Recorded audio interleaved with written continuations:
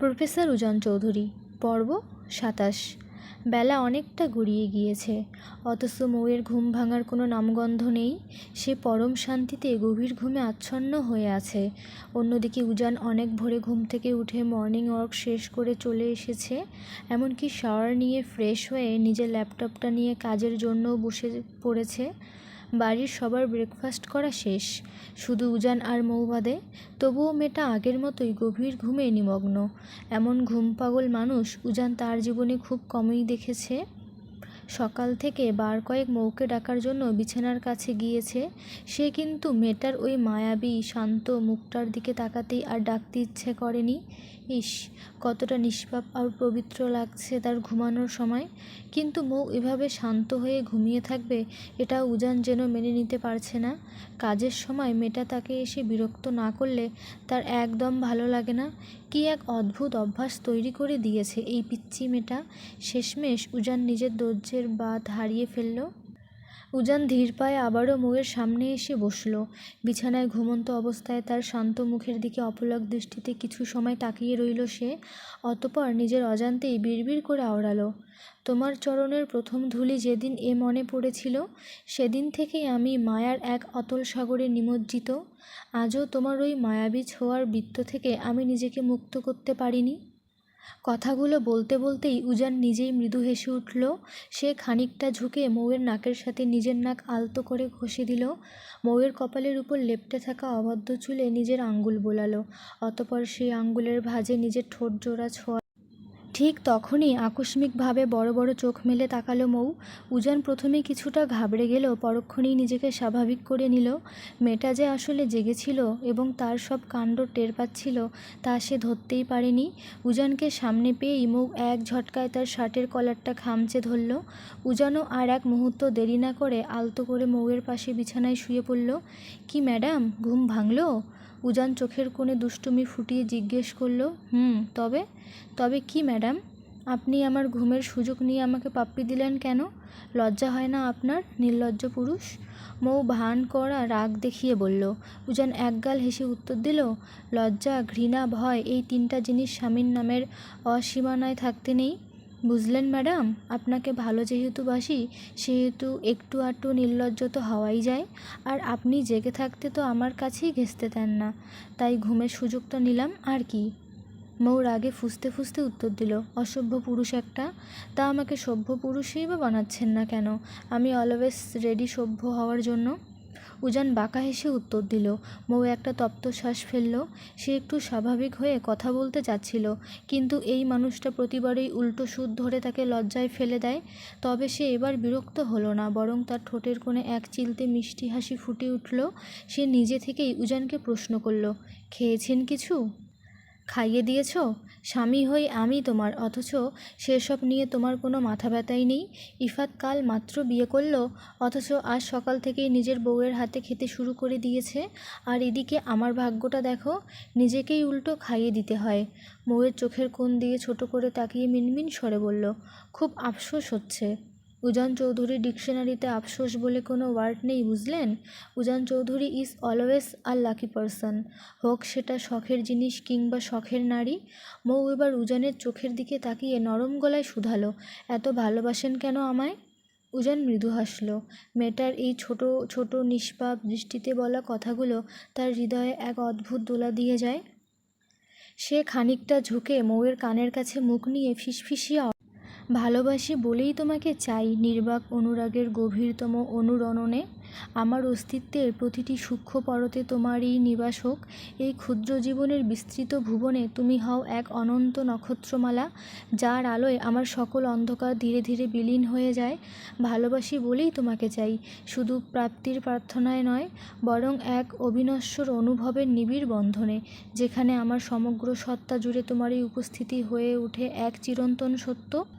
মৌ নিষ্পলকভাবে উজানকে দেখতে লাগলো।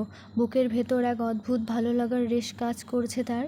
এমন সময় উজান আবারও বলে উঠল, এবার ঘোর কাটিয়ে উঠুন প্লিজ মিসেস চৌধুরী, আমার পেটে কিন্তু প্রচণ্ড খিদে পেয়েছে। মৌ উজানের মুখোমুখি তাকিয়ে একগাল হাসল, তারপর ইশারায় তাকে নিজের আরও কাছে ডাকলো।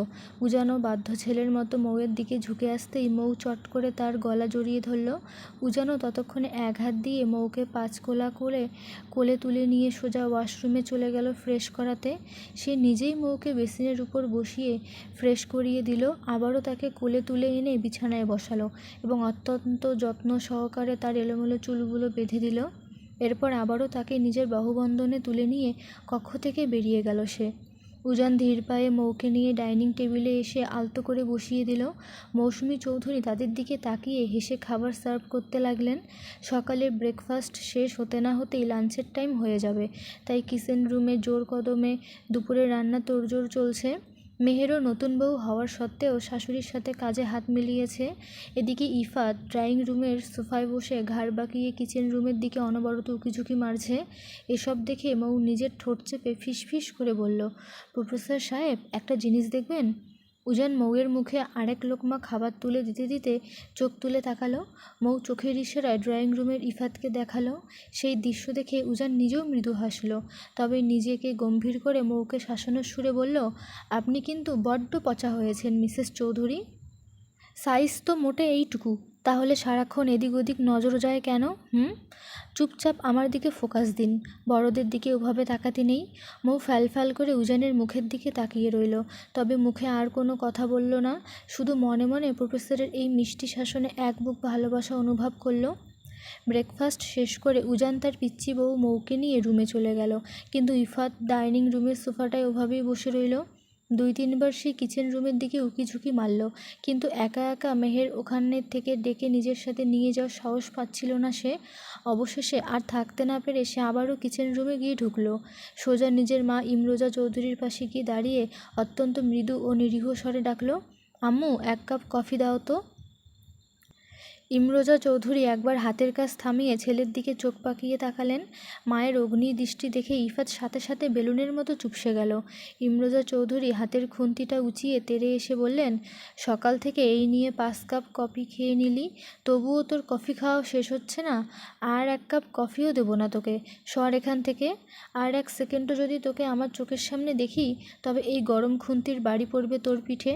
ইফাত অত্যন্ত অসহায় চোখে মায়ের দিকে তাকালো, মুখটা একদম কাঁদো কাঁদো করে বাচ্চাদের মতো অভিমানী সুরে বলল, তুমি আমার আম্মু হতেই পারো না, পচা আম্মু একটা। হ্যাঁ, আমি পচাই, এবার বিদায় হতো এখান থেকে।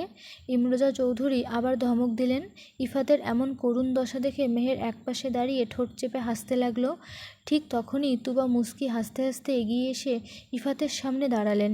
তিনি পরম মায়ায় মেহেরের হাতটা টেনে নিয়ে ইফাতের হাতের শক্ত ভাঁজে গুজে দিলেন, তারপর মৃদু হেসে রসিকতার সুরে বললেন, যাও ভাই, এবার তোমার স্পেশাল কফি তোমাকে দিয়ে দিলাম, আর আম্মুকে বিরক্ত করো না। তুবার এমন সরাসরি কথায় মেহের লজ্জায় একদম নুয়ে পড়ল। অন্যদিকে কাঙ্ক্ষিত জিনিস হাতে পেয়ে ইফাতের মুখ একগাল হাসিতে ভরে উঠল। সে ভাবির দিকে তাকিয়ে বলল, উম্মা ভাবিজান, তুমি কত ভালো, এই তোমার চাচি শাশুড়ি মা বুঝেও বোঝে না যে ছেলে নতুন বিয়ে হয়েছে, তার তো একটু বউটু লাগে নাকি। আমি যাচ্ছি এবার, আর বিরক্ত করতে আসবো না। ইফাত মেহেরের হাতটা শক্ত করে ধরে টানতে টানতে কিচেন রুম থেকে বের হতে লাগলো। দরজার কাছে গিয়ে সে আবার একটু পিছন ফিরে মুখ বাঁকিয়ে আওড়ালো, পচা আম্মু। ছেলের বউকে ছেলের কাছে না দিয়ে নিজের কাছে আঁচলের নিচে লুকিয়ে রেখেছে। একদম ভালো নও তুমি। তোমার স্বামী বাসায় ফিরুক, আজই সব বিচার দেবো। এই বলে এক প্রকার টেনে হিঁচড়েই সে মেহেরকে কিচেন রুম থেকে নিয়ে নিজের রুমের দিকে এলো। রুমে ঢুকেই খটাস করে দরজাটা লক করে দিল সে। তারপর বিছানায় গিয়ে বেশ আরাম করে বসলো। ইফাতের এই ডোন্ট কেয়ার ভাব দেখে মেহের রাগে গজগজ করতে করতে 2 হাতে কোমর চেপে ধরে তার সামনে গিয়ে দাঁড়ালো। আপনি আম্মুর সামনে অমন বেহায়াপনা করলেন কেন বলুন তো? আম্মু মনে মনে কী ভাবলো আমাদের নিয়ে? মেহের কৃত্রিম রাগ দেখালো। হৃৎস্পন্দনের ঝড়ে মেহেরের কথা জবাব না দিয়ে ইফাত এক মলাট হ্যাঁচকা টানে মেহেরকে সোজা নিজের কোলের উপর বসিয়ে দিল। মেহের কিছু বুঝে ওঠার আগেই ইফাত তার গলার ভাঁজে মুখ গুজে দিল। আকস্মিক এই স্পর্শে মেহেরের পুরো শরীর মুহূর্তেই শিউরে উঠল। মেহেরের এই কেঁপে ওঠা দেখে ইফাত আলতো করে হাসল। সে মেহেরের কানের কাছে মুখ নিয়ে মৃদুস্বরে আওড়ালো, কে কী ভাবলো আই ডোন্ট কেয়ার। আর ঘরে যদি আসমানের জলজলে চাঁদ চোখের সামনে অমন করে ঘুরে বেড়ায়, তবে কোনো পুরুষ কি সভ্য থাকতে পারে বলো? এমনিতেই ইফাত চৌধুরী তার শখের নারীর কাছে বড্ড দুর্বল, তার উপর সে আবার শাড়ি পরে চোখের সামনে ঘুরঘুর করছে। এই অবস্থায় নিজেকে কিভাবে কন্ট্রোল করি বলো তো? মেহের যেন মুহূর্তেই বরফের মতো জমে গেল। বুকের ভেতর হৃৎপিণ্ডটা তীব্র বিদ্যুৎ গতিতে লাফাচ্ছে, বুকটা দুরদুরু কাঁপছে, তার পুরো শরীর অস্বাভাবিকভাবে কাঁপতে লাগলো। আর মেহেরের এই নীরবতার মাঝেই ইফাতের স্পর্শ ধীরে ধীরে আরও গভীর হতে লাগলো। ইফাত মেহেরের ঘাড়ে এক গভীর ও মায়াবী চুমু এঁকে দিল। তার অবাধ্য হাতটি শাড়ির আঁচল ভেদ করে মেহেরের উন্মুক্ত পেটের দিকে এগিয়ে যেতে চাইল। ঠিক তখনই মেহের এক অজানা আতঙ্কে কাঁপা কাঁপা হাতে ইফাতের হাতটা শক্ত করে চেপে ধরে আটকে দিল। মেহেরের এই বাধা ধাওয়া দেখে ইফাত কিছুটা থমকে গেল, তবে সে মেহেরকে নিজের বুক থেকে সরালো না। সে কুম্ভকর্ণের মতো এক পরম আকুল ও অসহায় স্বরে ফিসফিস করে বলল, ফুলকন্যা, তোমাকে চাই, একদম নিজের করে চাই, ঠিক ততটাই নিজের করে পেতে চাই যেখানে আমাদের দুজনের মাঝে আর কোনো দূরত্বের দেওয়াল থাকবে না। আমি সত্যিই নিজের ধৈর্য হারিয়ে ফেলছি। এখন কি করব আমি? মেহের একটা শুকনো ঢোক গিলল। সে কি বলবে বা কিভাবে নিজের মনের অবস্থা প্রকাশ করবে তা ভেবে পাচ্ছে না। এই মানুষটাকে কি কথা বললে যে সে কষ্ট পাবে না, মেহের শুধু সেটাই ভাবছে। একই সাথে তার মনের ভেতর 5 বছর আগে সে অভিশপ্ত ভয়ঙ্কর স্মৃতির কালো মেঘ ডানা বাঁধতে শুরু করেছে। একদিকে তার ভালোবাসার এই মানুষটা, আর একদিকে মনের গহীনে লুকিয়ে থাকা সেই গভীর ক্ষত। কোন দিকে পা বাড়াবে সে? মেহেরের এই নীরবতার মাঝেই ইফাত আবারও বলে উঠল, ফুলকন্যা, তোমার কি ভয় হচ্ছে? আমি বুঝতে পারছি, কিন্তু তোমার কি মনে হচ্ছে আমার এই স্পর্শে কোনো ঘৃণা লুকিয়ে আছে? মেহের স্তব্ধ হয়ে সম্পূর্ণ নিশ্চুপ হয়ে গেল। তার ভীষণ ভয় করছে সত্য, কিন্তু ইফাতের এই ভালোবাসার ছোঁয়াকে তার কোনোভাবেই ঘৃণিত ছোঁয়া মনে হচ্ছে না। কিন্তু এই মুহূর্তে সে কিভাবে নিজেকে সম্পূর্ণ সঁপে দেবে সেটাই সে বুঝতে পারছে না। মেহেরকে এভাবে নিশ্চুপ থাকতে দেখে ইফাত এক চরম কাতর স্বরে আওড়ালো, সত্যিই কি তোমার মনে হয় আমার স্পর্শ বাজে? আই সোয়ার ফুলকন্যা, তোমার মনে যদি এমন কোনো ভাব আসে তবে আমি কখনোই এই ছোঁয়া দিয়ে তোমাকে কষ্ট দেব না। আশ্বাসের অটুট বন্ধন। মেহের তবুও কোনো কথা না বলে নিঝুম হয়ে রইল। তা দেখে ইফাত একটা দীর্ঘ ও তপ্ত শ্বাস ফেলল। সে আর জোর না করে ধীরে ধীরে নিজেকে মেহেরের কাছ থেকে গুটিয়ে নিতে চাইল। ইফাত যখন মেহেরের কোমর থেকে হাত সরিয়ে বিছানা থেকে উঠে যেতে চাইল, ঠিক তখনই মেহের তড়িঘড়ি করে ইফাতের হাতটা নিজের 2 হাতের মুঠোয় শক্ত করে আঁকড়ে ধরল। সে আগের মতোই মাথা নিচু করে ভাঙা গলায় উত্তর দিল, আপনি কি আমার উপর রাগ করে চলে যাচ্ছেন? ইফাত মেহেরের দিকে ফিরে তাকালো। তার চোখে তখন এক বুক মায়া, রাগ আর ফুলকন্যা। ওহো, এমনটা নয়। তাছাড়া আমার এই ফুলকন্যাকে রেখে আমি কোথায় যাব বলো তো? জাস্ট নিজেকে একটু স্বাভাবিক করতে কিছুটা টাইম নিচ্ছি। আর তোমার মনে তো এখন আমায় নিয়ে দ্বিধা হচ্ছে, তাই? মেহের আর চুপ থাকতে পারল না। সে ঝাপসা চোখ তুলে সরাসরি ইফাতের চোখের দিকে তাকিয়ে আকুল সুরে প্রতিধ্বনিত করে, আমি কখন বললাম যে আপনার স্পর্শ আমার কাছে ঘৃণা লাগে? ইফাত মেহেরের মুখের দিকে চেয়ে একটু উদাসীনভাবে হাসল। ঘৃণা লাগেনি এটাও তো তুমি মুখে বললে না ফুলকন্যা। তবে তুমি নিজে থেকে সম্পূর্ণ প্রস্তুত না হলে গল্প চলবে।